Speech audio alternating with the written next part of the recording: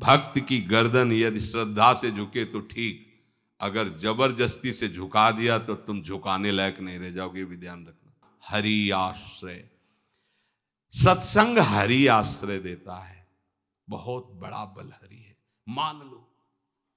एक दिन आपसे कह रहे थे कि जब आपने देखा नहीं उनको, उनसे बात नहीं हुई और आप उनके जनों से बात सुनकर उनकी तरफ चल पड़े, इस बात से हरि आपके ऋणी हो जाते हैं।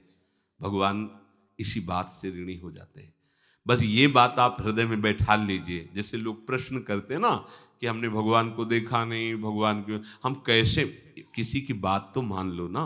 आप मान लो, वो तो आपके अंदर भी बैठे हुए हैं, वो आपको इतना प्यार देने लगेंगे, जहां कोई सहायक नहीं होगा वहां हरि आपको दिखाई देंगे। देख लेना, बिगड़ी ऐसे क्षण में बन जाती है, ऐसा लगता है गला कटा तो वो तलवार गले तक आएगी, हार बनकर सुगंधित फूल बन जाएगी, पर गले तक आने आने तक तुम्हारी निष्ठा देखी जाएगी।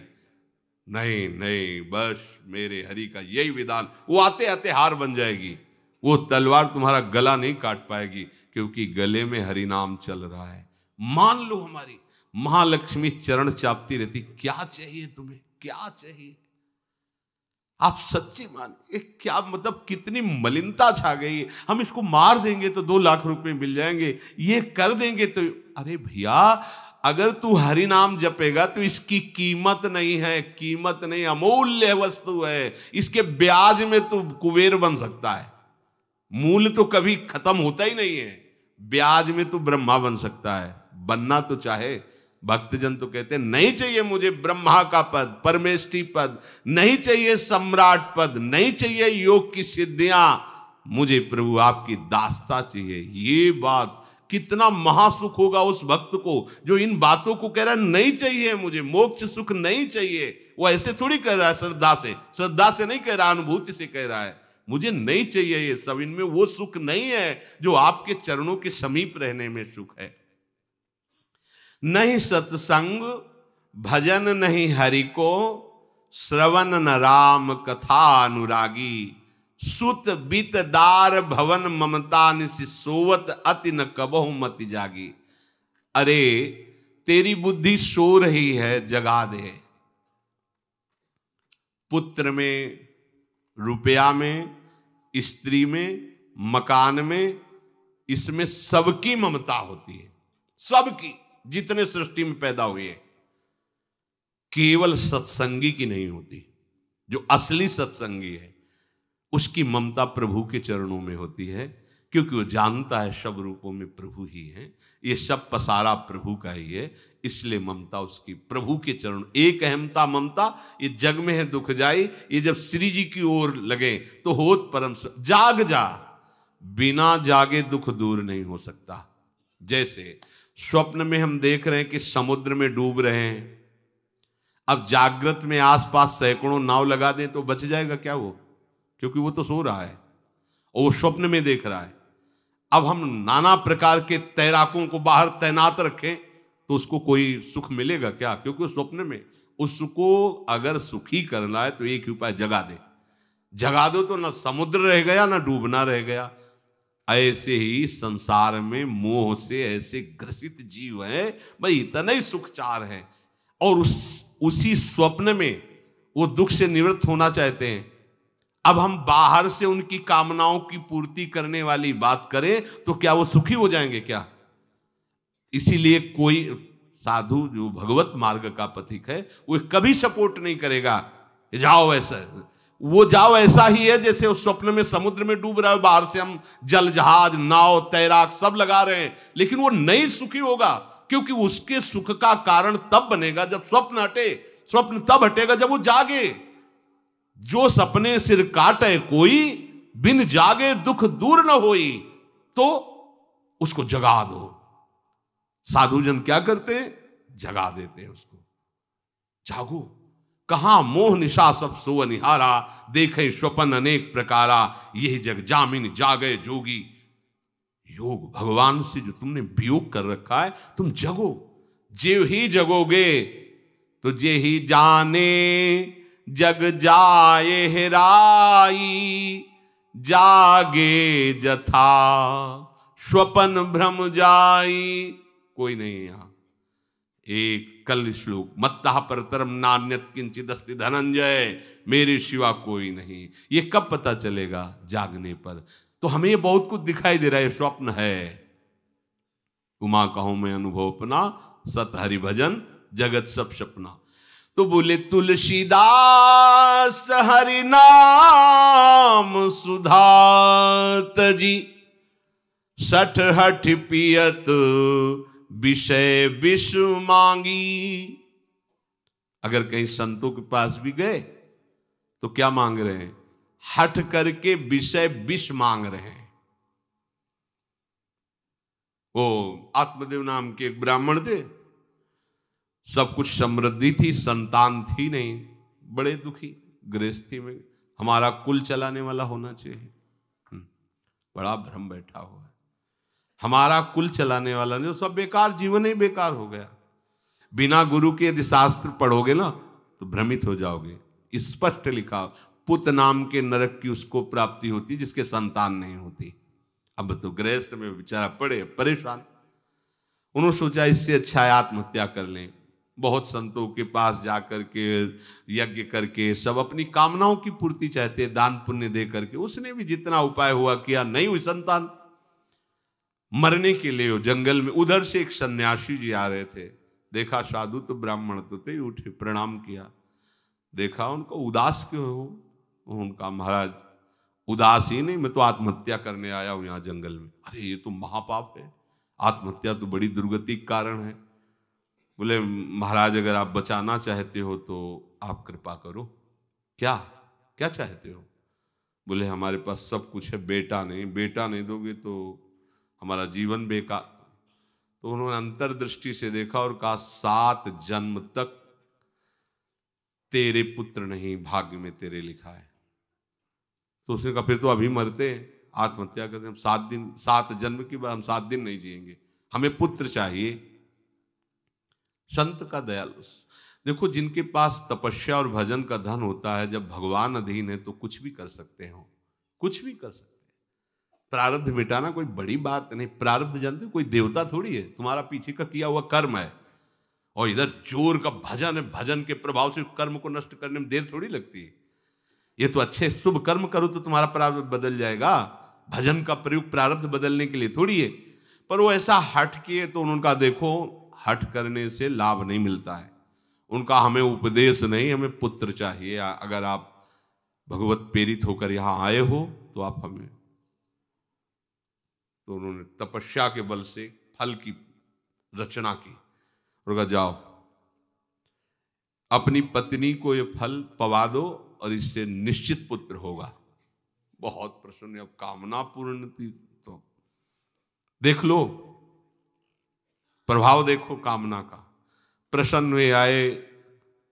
धुंधुली नाम था उनकी पत्नी का, नाम भी बहुत बढ़िया था, धुंधुली। वो कहा कि देखो ये फल खा लो, तुम्हारी संतान हो जाएगी। बहुत मीठी बात बोलती थी, मृदुभाषी, कपट हृदय। अलग अलग क्षेत्र होता है, हृदय कपट और मुख में मीठी बात। बहुत संभल के व्यवहार करना चाहिए ऐसे लोगों से। मधुरिया बानी मीठी, क्या मृदुभाषा। नहीं प्रीतम, आप चिंता मत करो, फल ऐसे थोड़ी खाया जाता है, नहा धो के पवित्र होके फिर। हाँ उनका ये बात, तो आप अपने काम में लगो, हम पा लेंगे ऐसा। अब आपको विश्वास है ना? बोले विश्वास तो है, इसमें क्या विश्वास, आप भी तो चाहती ना पुत्र हो। बोले हाँ। वो जो ही गए सो अपनी बहन को बुलाया और कहा सुनो, अभी तो हम 4-5 रोटी कढ़ी चावल सब पा लेते हैं, पूड़ी खीर पुआ। गर्भ रहेगा तो पेट तो उसी से भरा रहेगा, तो हमारा भोजन रुक जाएगा। बोले हाँ ये तो बात है।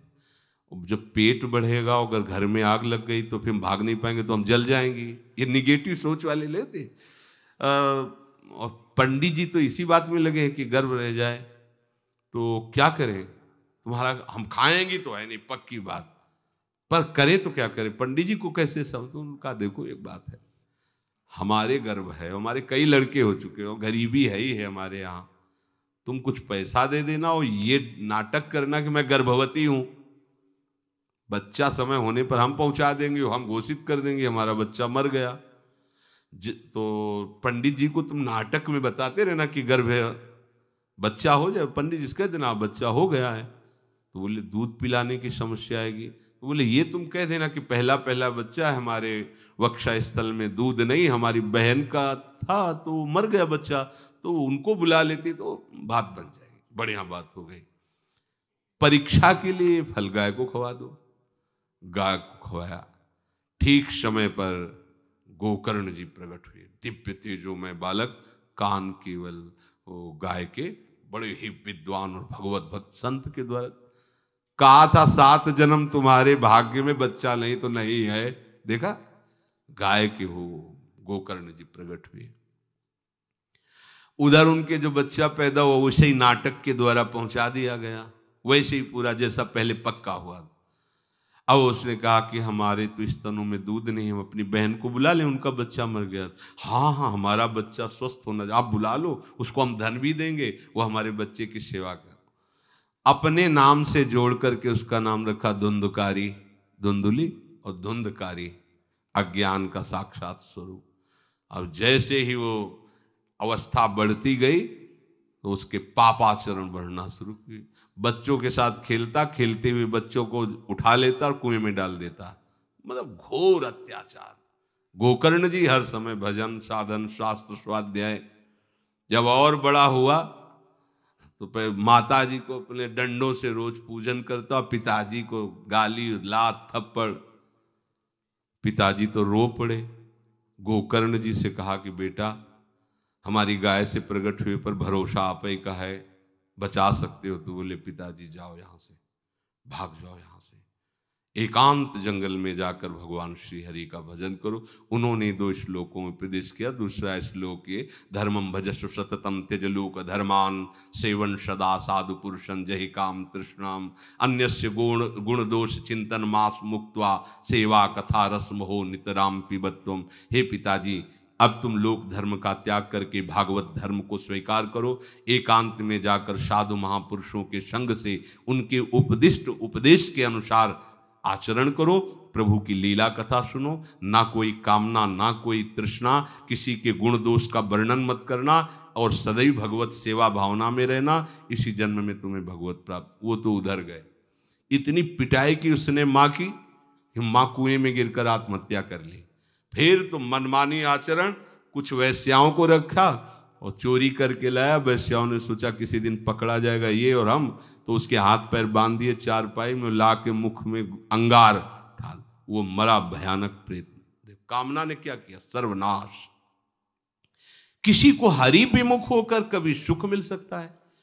आप संतों के पास जाइए, अपनी कामना रखिए। हम ये नहीं कहते कि कामना तुम त्याग पाओगे, कामना रखिए, भगवान के पास जाइए, अपनी कामना रखिए, क्योंकि आप कामना से युक्त हैं। पर छूट इतनी दे दीजिए कि जिसमें हमारा मंगल हो वो करना। जैसे नारद जी भगवान से अपनी कामना रखते हैं कि हमारा ब्याह करवा दीजिए, और बाद में एक छूट दे देते हैं कि जेहि विधि होए नाथ हित मोरा।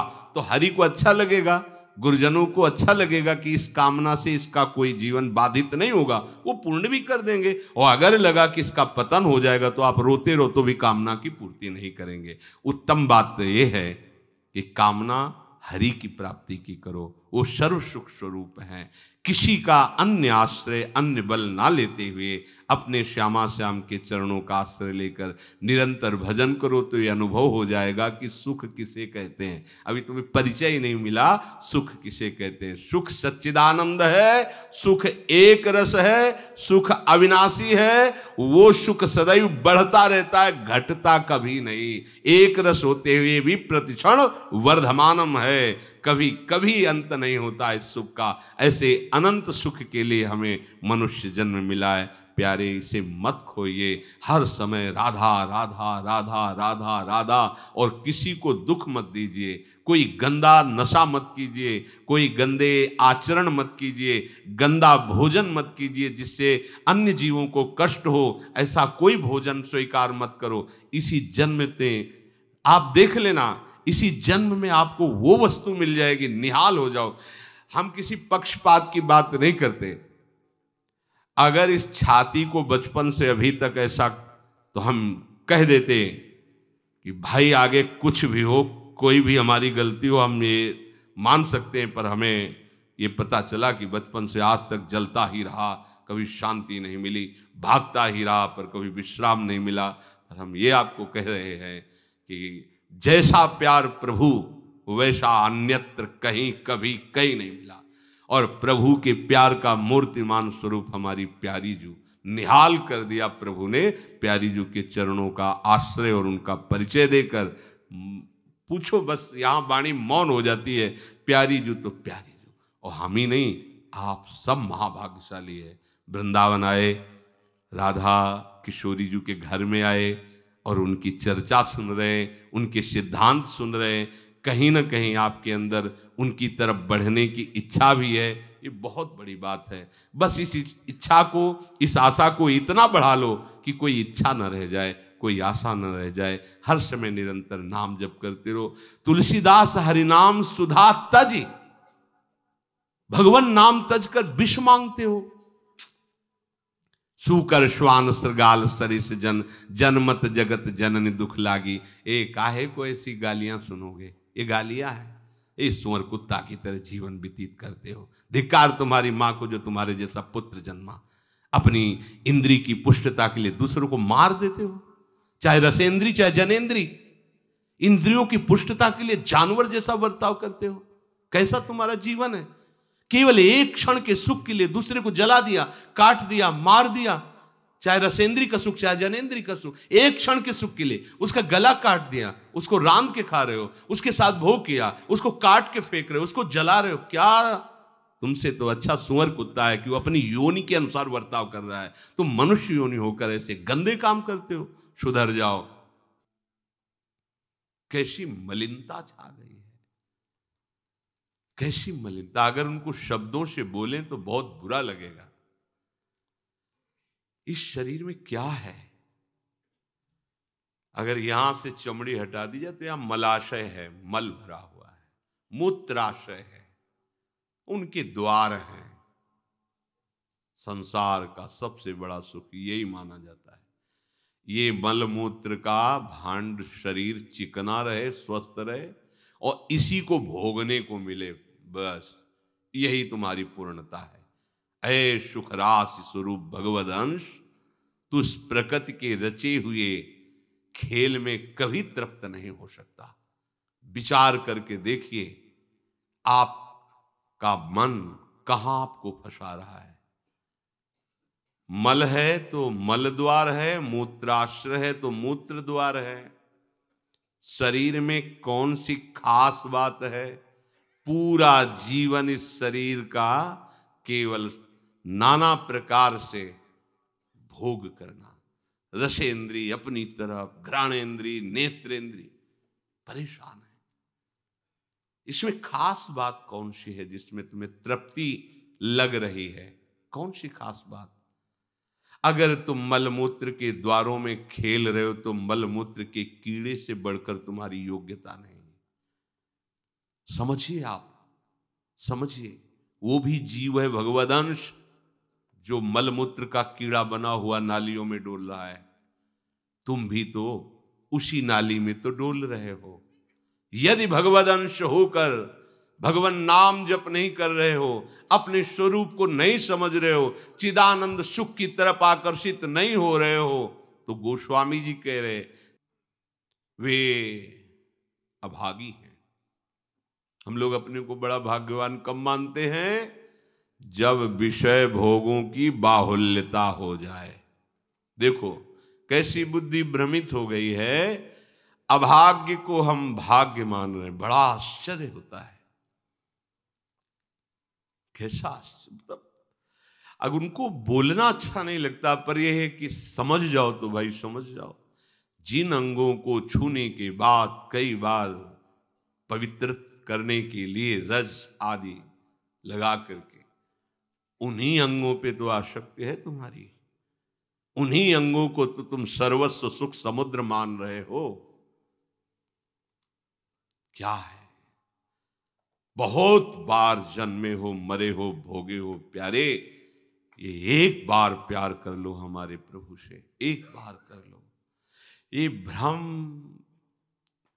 बिना भगवद आश्रय के भव भय भंजन पद विमुख अभागी, ये माया का अविद्या का भ्रम नष्ट करने वाले जिनके चरणारविंद हैं, उन श्री हरि से तुम विमुख हो।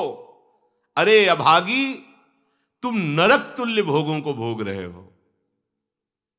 ये बिना सत्संगी के ये शब्द नहीं पचा सकते आप, क्योंकि आप उसी में रमण करते, आपको लगेगा क्या है, फिर जिंदगी क्या रह गई। अरे अभी देखा क्या है, जिंदगी क्या है। निहाल हो जाओगे, नाच पड़ोगे, मस्त हो जाओगे, किसी का कोई भय नहीं, कोई चाह नहीं।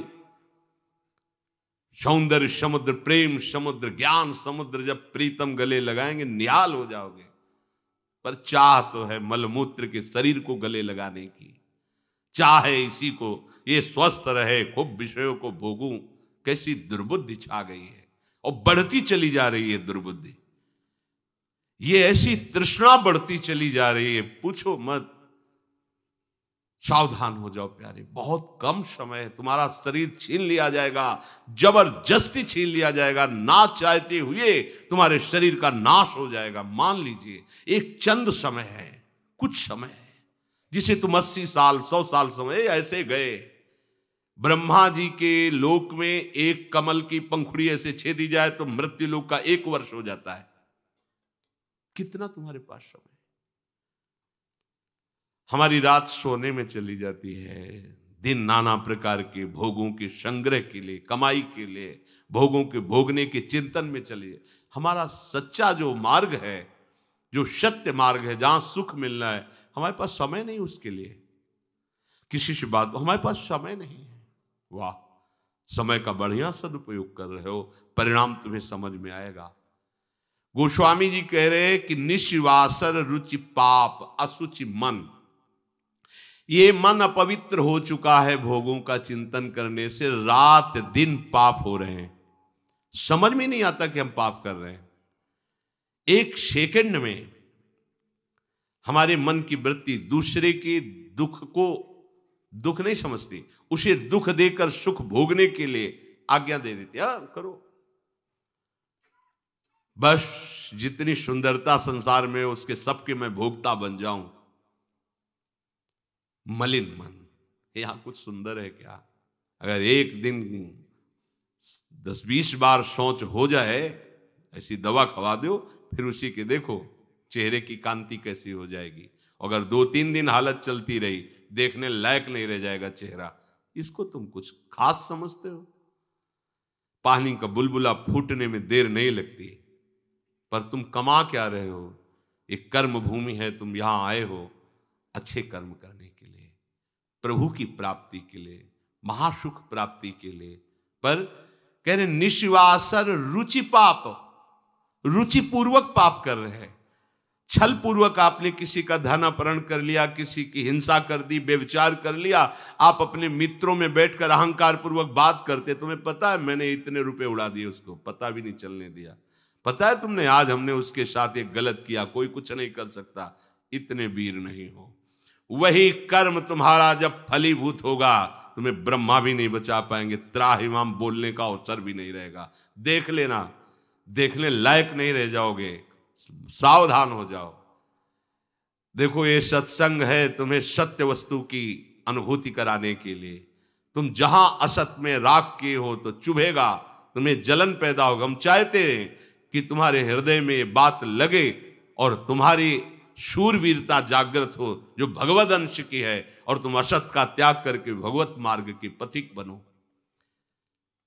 खलिमति मलिन निगम पथ त्यागी, ये भगवत वाणी गीता जी, श्रीमद् भागवत जी और भी भगवत प्रेमी महात्माओं के वचन, ये महासुख के लिए हैं। तुम इनका त्याग करके मनमानी आचरण कर रहे हो, बहुत समय नष्ट कर रहे हो, आप पछताना पड़ेगा। ऐ खल, अपनी मति को असत आचरणों में मत लगा, अपनी दुष्टता को मत बढ़ा। और गर्व करता है कि मुझे कोई भी परास्त। तुम हो क्या? हो क्या तुम? एक सेकंड में दिल की गति रुक जाए, तुम हो क्या? कुछ नहीं हो, कुछ नहीं रोक सकते हो।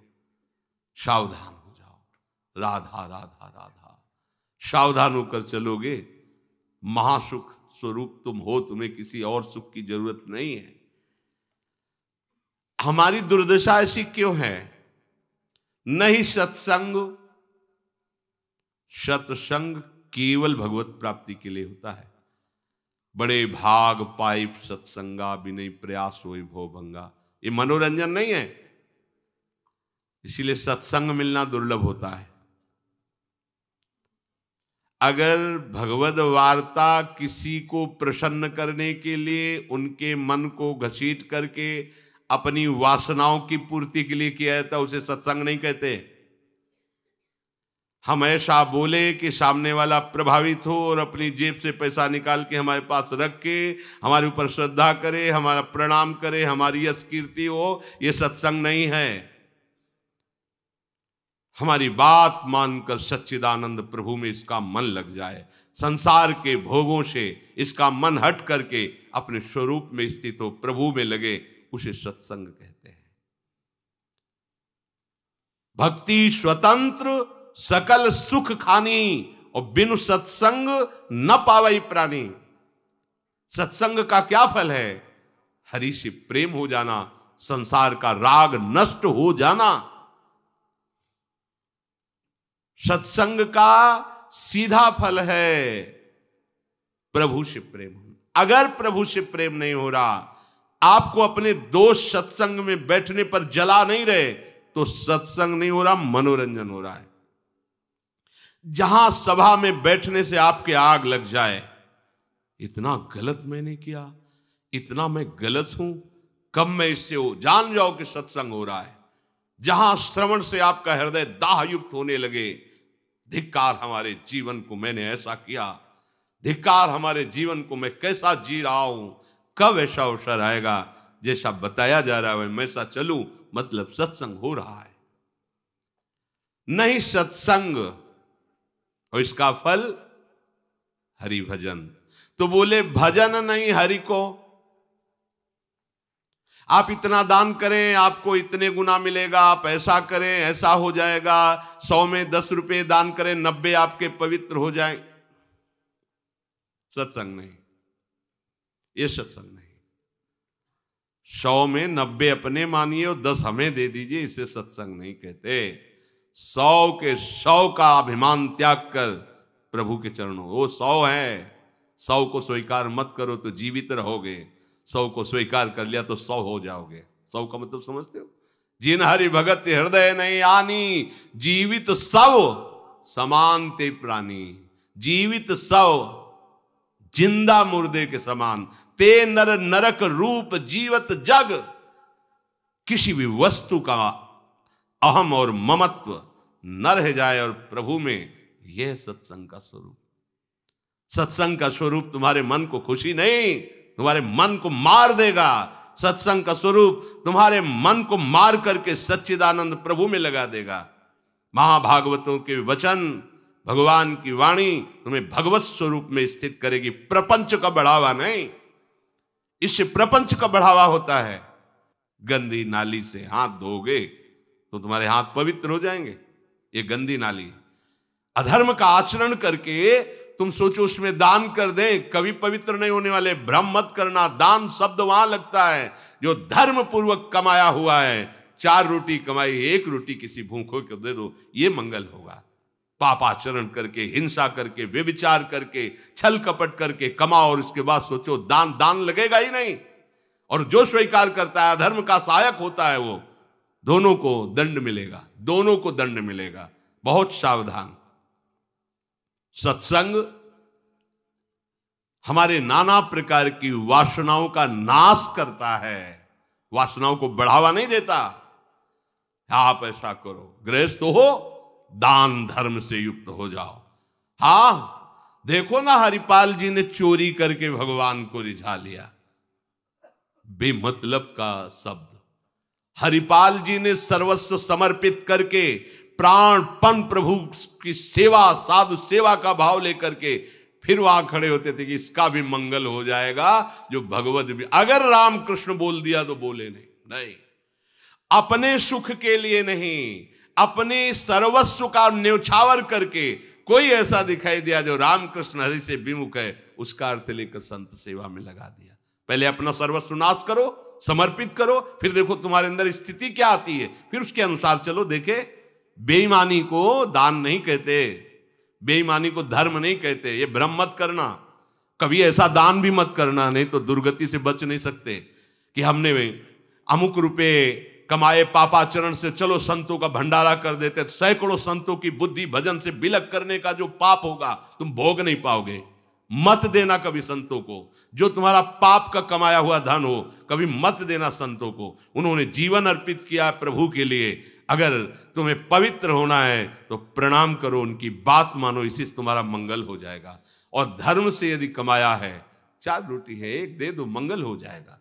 बात इस तरह से। सत्संग का फल सीधा भगवत स्वरूप में स्थित होना, प्रपंच का बढ़ावा देना नहीं।